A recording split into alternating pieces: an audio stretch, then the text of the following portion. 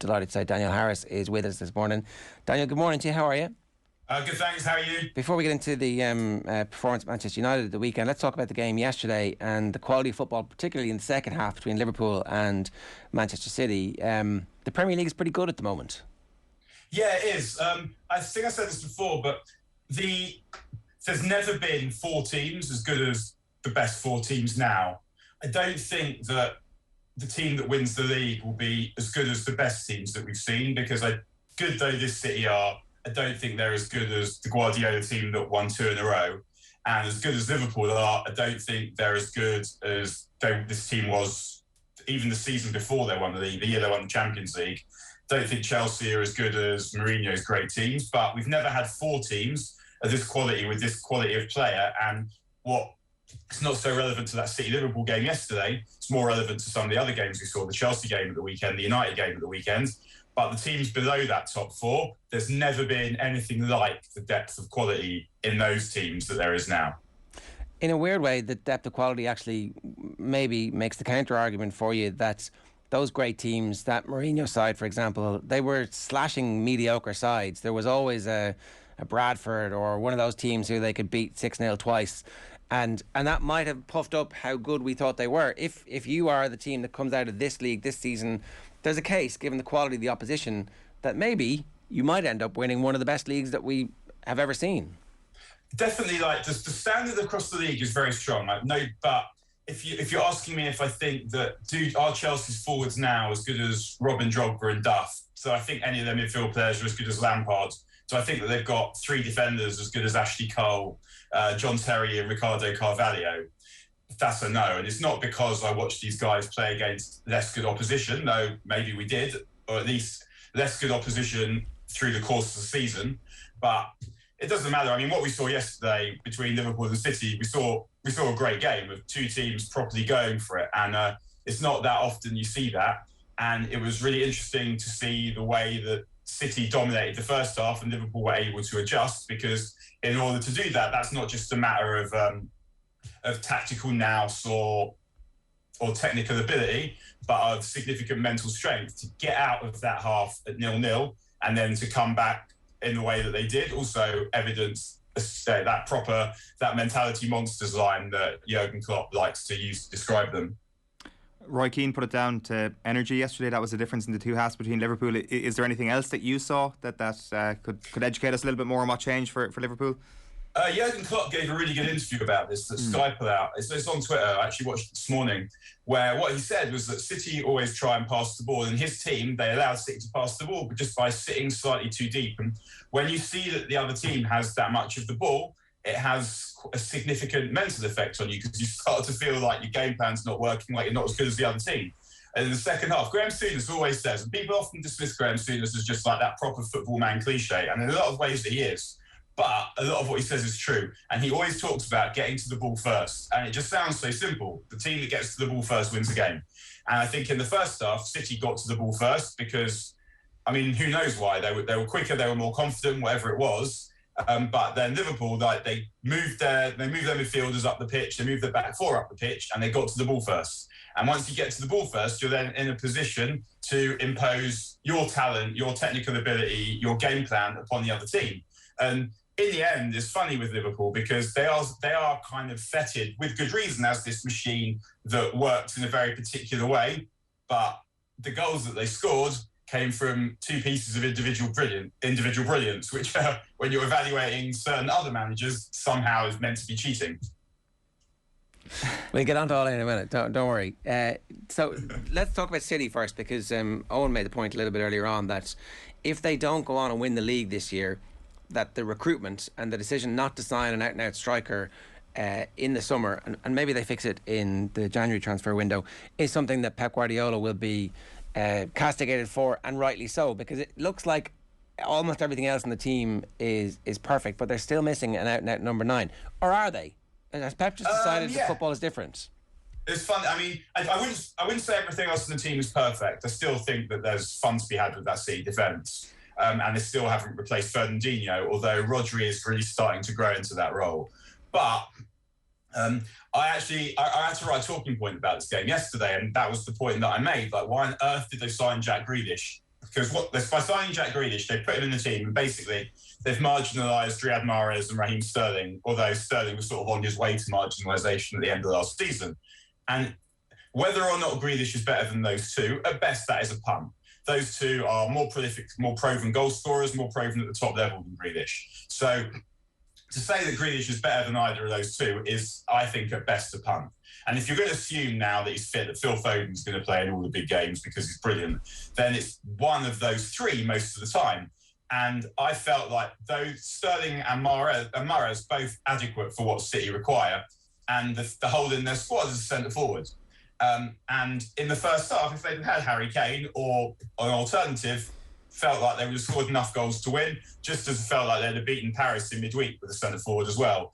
So I read this talking point. I had started writing it at half time. So I read this talking point about the fact that City needed the centre forward. And then as the second half unfolded, it started to feel a bit carping, given the quality of the football that produced. And I'm picking out just one particular point where maybe I should just be saying something like, what a game, what a game. But here we are. And yeah, I totally agree that I don't think that Jack Grealish was what City needed. I mean, Guardiola obviously has a peculiar fascination with attacking midfield players, and he's the kind of the game's staunchest aesthete. And Jack Grealish is absolutely that too. So you can see why he signed him. It reminds me a little bit of when United signed Berbatov, in that what they actually probably needed at the time was a midfield player, but just they felt like they could get this beautiful player who would somehow elevate the team, if he not with numbers, because the numbers that the team had already were pretty much on point,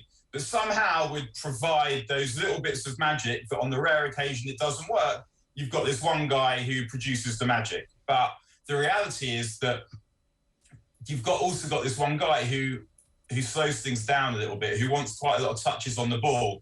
And I don't know if it's because both of them are used to playing in teams who don't have the technical ability to move the ball that quickly, where the onus is basically on them to produce something. So the other players go out and get them the ball. Like when it was Letizia at Southampton, the whole team was basically geared to getting Letizia under Alan Ball anyway. The whole team was geared to basically getting Letizia on the ball where they needed him to be on the ball. And I think that was a lot of the way that Dean Smith Villa played and a lot of the way that Spurs played when Berbatov was there. How do we get this guy on time on the ball?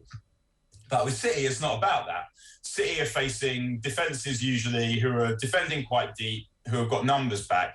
And it's not really about one player creating those avenues of space. It's about moving the ball quick enough to pull the other team apart to create overloads. And that is much more dynamic than the way that Jack Grealish likes to play. Jack Grealish is more of an old-fashioned schemer who is looking to create angles and make touches and just find that killer ball or that killer shot. And City aren't really about that. Pep Guardiola, the way he likes to play. But Pep knows this too, right?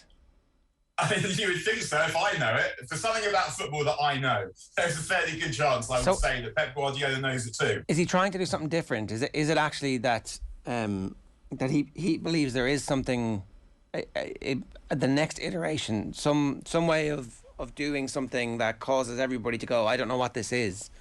Yeah, but I love it. I mean, maybe. Because I think the thing I always think about with City that reminds me a lot of one of the teams to whom they're most similar is Wenger's Arsenal. And it's City are not about scoring, about brilliant finishes so much, scoring brilliant goals that finish with tap-ins. And Jack Grealish isn't that guy. Yeah, and of course Guardiola knows it. But I guess what he thinks Grealish can bring him is something different. And he can. The question is whether that something different is something that Grealish is capable of producing often enough. And more than that, it's whether something that City need often enough. Whereas the thing that's missing from City over the last couple of years is Sergio Aguero. Yeah. And they brought Jesus to replace him even before he was finished, thinking that, I mean, Guardiola, I think, thought that Jesus would give him things that he thought Aguero couldn't, like pressing from the front, like a lot of running. And then it turned out that Jesus probably wasn't as good as Guardiola thought he was, and Aguero was miles better than he thought he was and capable of adapting. But the last couple of seasons, they've not really had Aguero. And so last season, they went with this false nine a lot of the time, no centre forward.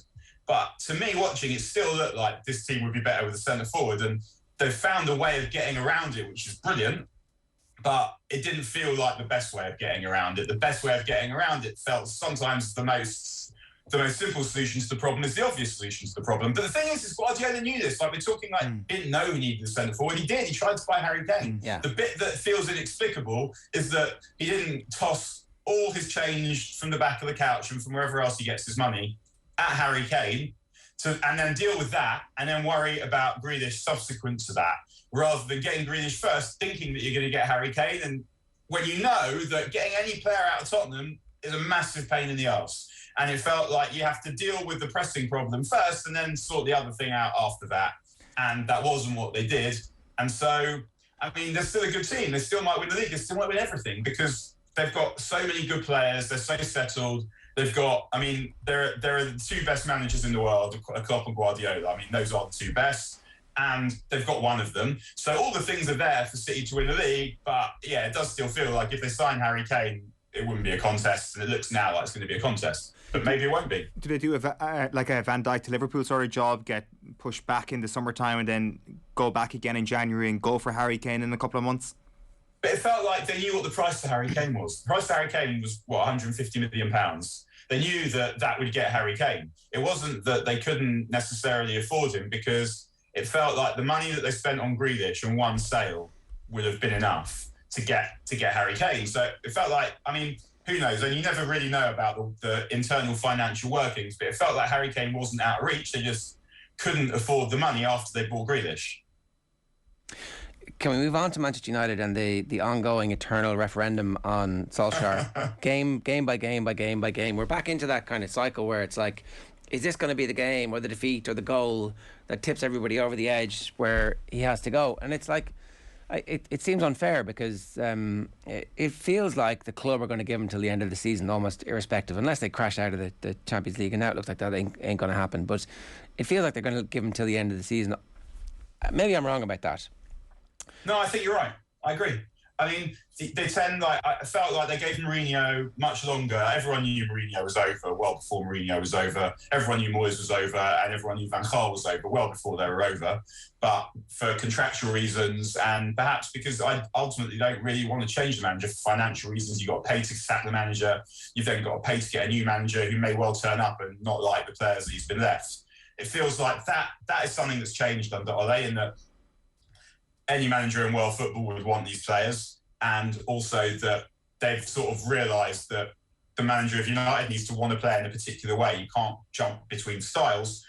You know, they probably say it was because of like philosophy and all this kind of nonsense, but just financially, it doesn't make any sense if you get different managers all the time. So I think they've decided that they're going to get managers who in theory want to play dominant, aggressive, exciting football. We don't see as much of that under Solskjaer as we should, given the players that he's got, because the team's not that balanced. And I think ultimately it felt like against Everton, I didn't think that United were as bad as they had been some of the other games this season. This one looks a little bit better, and it still wasn't anywhere near good enough.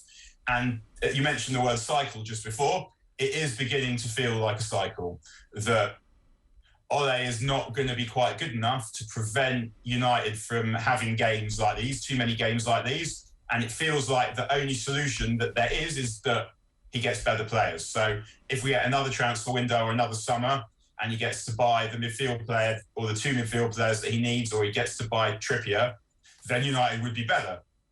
But at this point, right now, at this moment in time, as Gary Neville is so fond in saying, in case we feel it was a moment in something else, at this moment in time, United should be better than they are. And the way that they're playing in these last few games, it's looked a little bit clueless. And you watch the interviews with Ole, and he doesn't give much away. You tend not to hear an interview like the one that Klopp gave yesterday that I mentioned before, where he gives you like a proper tactical analysis of how things went. Like maybe he's thinking more than he's letting on, but the interviews are beginning to suggest he's not quite sure what the answer is. And I think it's actually germane to the point I made before about the standard of the league. The standard of the league is such now that you can wear a home defeat against Everton and an away defeat against Southampton, because those teams are going to take points elsewhere. I mean, Chelsea basically needed a brain freeze from James Ward-Prowse and a red card to Southampton to get their win. You see it across Europe as well. Actually, Bayern Munich getting beat, PSG getting beat. But that's focusing on the Premier League. Southampton got a point against City as well, because all those teams have players who can hurt you. If you're not bang at it, then you've got a problem. So what that means for United is that they are still in the title race at this point. And if they manage to find their form, then they are still involved. The question is whether they're going to be able to do that. And I think that the quality of the other teams, weirdly, is actually going to help United, because if it's going to take 95 points to win the league, I don't think United could get that. I don't think they're good enough to get that. But if it's somewhere around 85 points, then they are possibly able to get that. And if it is around 85 points, the reason is going to be the quality of teams like Tottenham, like Brentford, who are good enough to take points off those big teams. Now, the other side of that is that in order to beat those teams with good players, you have to turn up in all the games. And when you're not going to turn up and play well every week, and this is in United's problem, is that when they turn up and don't play well, they're not settled enough into a manner of playing that extracts the most from their goal scorers, that means that you take care of those teams. And that's what we saw against Everton. It's what we saw against Villarreal. Even though United won, they managed to take care of it at the end, but the performance was nowhere near good enough. And we're seeing this week after week now. So I think that the international break, although it's not something that you would often want after a bad result, and I'm sure the players just want to get back going again, it's given Ole an opportunity to actually pause and think, this is not acceptable. What do I need to do to make it better? And come up with a plan. Now, the plan might not work, but one really extremely simple aspect of the plan should be just keep picking the same players. Because over the past few seasons, one of the reasons United haven't been as good as City and Liverpool is City and Liverpool have better players and a better manager. But another very significant reason behind that is those players have been playing together for a lot longer. They know where they're going to be. They know where at particular times. Now, with United, because they've not played together as long, last season they were starting to get those automatisms where they're able to attack quickly enough that the other team don't know what's coming. It's bing, bang, bang, bang, bang, and it's a goal. And there's nothing you can do about that. United are starting to get to that point. But this season, like this summer, they signed Sancho, they signed Ronaldo, Rashford's injured. And so they're kind of having to learn those things all over again because they're playing with totally different players. Now, the only way that's going to bed in, or the quickest way of bedding it in, is to keep playing players in their positions, in the same positions with the same other players, which is a massive pain in the arse for the players that aren't selected. Well, but you can use them off the bench. On that point, though, isn't the issue that we're not seeing an improvement quickly enough from McTominay and Fred, who are starting every game, essentially? It seems like Solskjaer has definitely decided these two are going to start all the big games now on the regular. And they didn't. They haven't. They didn't start against Villarreal. Against Villarreal, it was Pogba, Bruno and McTominay. And then it was 5 more changes. And I think you're right, in principle, that it is beginning to look a lot like the best midfield that United can put together is Bruno, Fred and McTominay. Because it's looking like there will be some games that you can get away with Bruno and Pogba. I guess part of me would like to see McTominay, Van de Beek and Bruno, just because I've not seen it yet. But nothing I've seen of Van de Beek playing for United makes me think that this guy's the answer. But it does look like it's got Bruno, Fred, McTominay is the one that gives you the most defensive protection without hindering the attacking play enough. But then if that's the case, then play it in most of the games. And if you're going to make a change 1 or 2 players, change 1 midfield player. If you want to bring in Pogba, then do it. If you want to change an attacker, bring in 1 attacker. But he made 5 changes from Villarreal, and Everton are a good side. And I know they were without players, but Everton are still a good side. So you can't expect to just get away with 5 changes. If you look at the Alex Ferguson teams, he sometimes did that, but he was Alex Ferguson and he was a genius. He was able to do that. Pep Guardiola did it last season when everyone was tired during Corona towards sort of Christmas time, because he had good enough players to do it, and he knew that everyone else was knackered and his players have been playing together quite a long time, so he got away with it. But Ole's team and Ole, the manager, are not good enough to keep making those changes. Now, you've bought Jadon Sancho, you want him to settle in, play him in the games. And you saw actually against Everton, I thought one of the bright spots was Sancho, who was much better. He needs to play the next game and the next game and the next game, so he understands what runs Ronaldo is going to make. He wants the ball not in front of him, he wants the ball to his feet. And the other players need to learn that. And the way that you'll build that is by playing the same players in most of the games, changing 1 or 2 if you have to. And then your bench players, they're getting half an hour, they're getting 20 minutes. And that's the way that you integrate them, and that's the way that it all works. The Fred McTominay partnership, though, is the one that started against Villa in the league and started against West Ham in the league. And, it seems like that's his first choice too. And the issue seems to be that they're not quite at the level of the other three contenders for the Premier League title race at the moment. And look, here's the thing: that's not new news, right? Like, no, I agree. The thing, United will always, but there are teams you can win the league if you've got a good defence and a good attack. That can be enough. But at the moment, the defence isn't good enough, or it's not getting protected enough. Like, they need to sort out what it means to stop the counter, and then that would make things a little better. And I agree that Fred and McTominay aren't good enough. I'd like an upgrade on both of them if I could have one.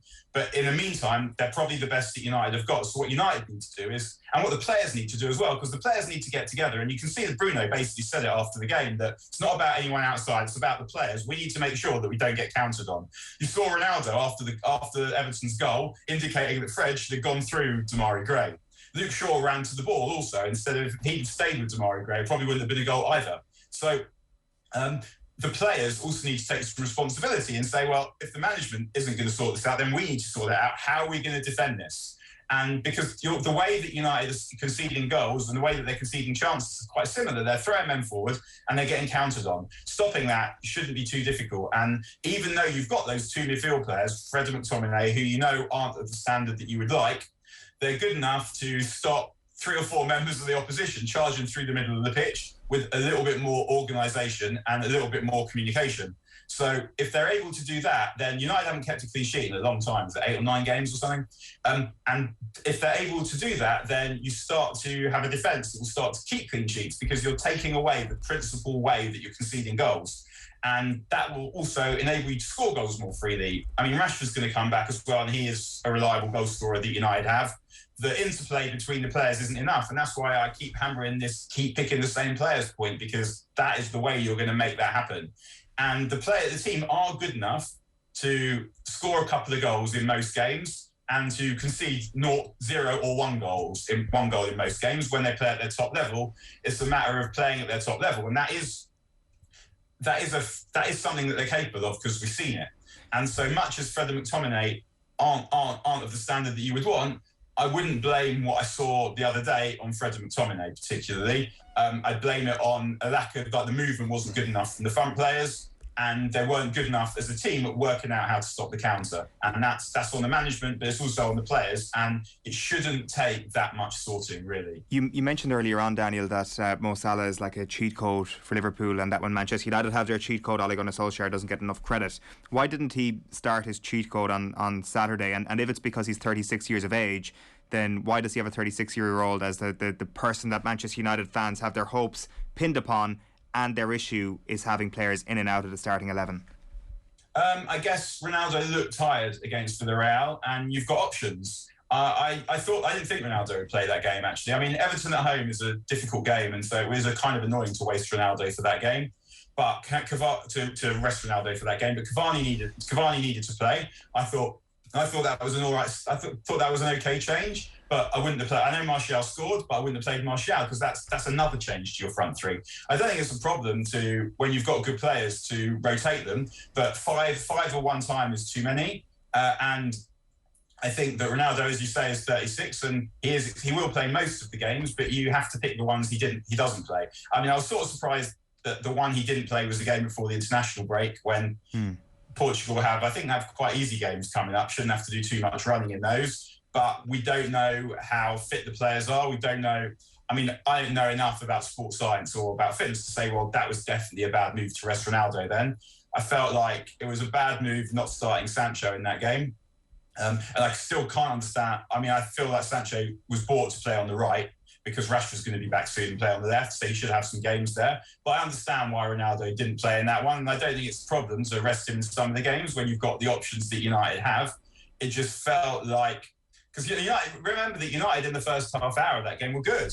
They then sort of slowed down afterwards. It was that period afterwards. If United had scored in the first half an hour and they had 2 brilliant chances to score, then they probably would have won by a couple of goals. But what happened was the finishing wasn't good enough, and they allowed Everton to kind of feel their way into the game and start to get confident about their own game. And they've got players who are good enough to hurt you, as we saw.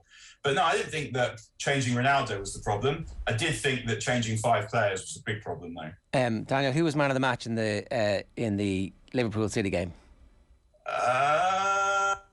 Salah. Fair enough. You wouldn't have said. Yeah, I mean, you weren't giving it 2. Pardon? You weren't giving out 2 awards. No, I mean, I think Foden's amazing, but it felt like the biggest factor in that second half was Salah. Foden was great in the first half, but when the game really got going in the second half, if Foden had scored in the first half, different matter. But when the game got going in the second half, Salah was the key figure, I thought. Good stuff. Daniel, great. Thanks for joining us this morning. Cheers. No worries. See you again. Have a good day, everyone. Daniel Harris giving us his thoughts there. Philip Nolan says, Ole's stubborn reliance on McFred will be his undoing. He's adamant they're the right midfield going forward. Only if they're in danger of missing top 4 will he be sacked. The Glazers don't care about titles. Hang on. It's a kind of Arsenal end of Wenger era view that the owners will take. Like, why would they sack him right now? Well, I think one thing which there's a new chief executive who obviously has been part of the club for years and years. He's been on the commercial side. But do you want to come in and one of the first things you do, sack a club legend, like in the first 6 months of being in charge? Exactly. I'm not sure. If United had spent the 73 million they used on the unnecessary signing of Sancho on a world-class central defensive midfielder, says Adam, they could have challenged City, Chelsea and Liverpool properly. I mean, it's interesting how we've already got to that stage of could have regards to Manchester United. Like, mathematically they are absolutely they've made a brilliant start, and if they'd beaten Everton they would have been top of the league going into this international break. But it's interesting how the tone has already got to their recruitment was good enough to challenge for the title. WOD says it's not just about the players being not so familiar with each other, it's about having a game plan, a system.